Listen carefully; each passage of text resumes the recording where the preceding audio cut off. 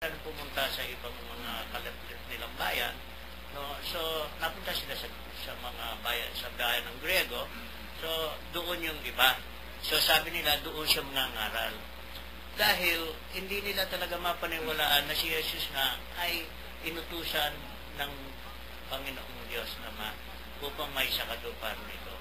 Kaya hindi din nila alam na sa oras na nagampanan na niya ay sa loob ng 3 taon ay babalik na siya sa Ama pag sa katuparan na niya yung pagtubos sa kasalanan ng tao. Pero tingnan natin, Kuya Men, yung sa kasalukuyan natin ngayon sinasabi mo, kailan natin binabalak at nagbabalak na si Jesus ay takbin? Kailan ng pagkakataon? At kailan natin naninanais ito? At kailan natin naiisip ito?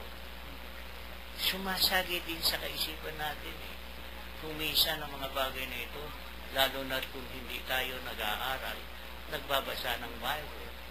Kung minsan nga nagbabasa na tayo ng Bible, kung minsan nakakasagasa pa rin tayo.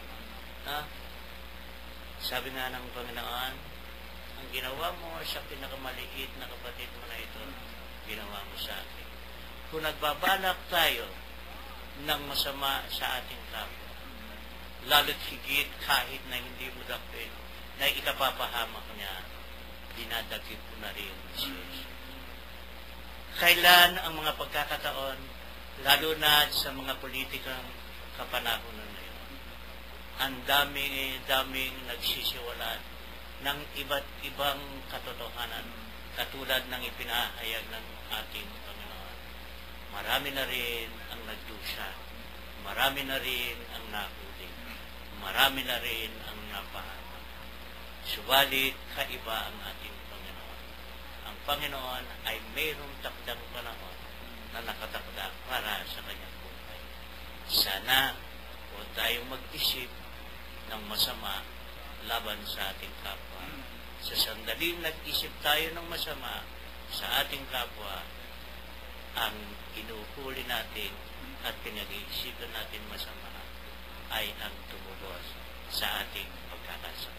Amen. Napakaganda po. Kaya nga po, sabi nga rito